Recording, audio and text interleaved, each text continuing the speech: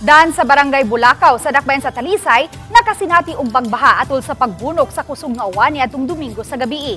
Hinuon dakong tabang matud pa ang kanunay nga paglimpyo sa kanal kay nilanat lang og dulan sa usa ka oras ang nasinating baha. Samtang 5 ka sitio sa Barangay San Roque sa dakbayan sa Talisay ang nakasinati usab og lapas tuhod nga pagbaha niadtong Dominggo sa gabii hangtud na gahapon. Matud ni Gary Togonon, pangulo sa Aksyon Agad Team nga moabot sa 60 ka mga panimay sa 5 ka mga sitio ang apektado sa baha.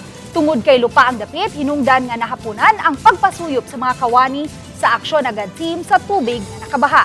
Matud ni Togonon nga gihatagan na sa Talisay City Government og 7 ka pump ang maong barangay alang sa daling pagpasuyop kung ugaling adunay pagbaha. Tungod sa nasinati niadtong Dominggo, dugang mga pump ang irekomendar ni Togonon sa Talisay City Government nga paliton alang sa dinaliang pagpahubas sa baha.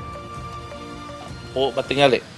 Para sa ilahan niya. Para lang yun nga kay ug magdungan ko kini yung kinisang kabutoy, mao sa ni mutaas ang tubig dire. Nga kinahanglan sa mig pam na sa mig pam ibutang ning usa.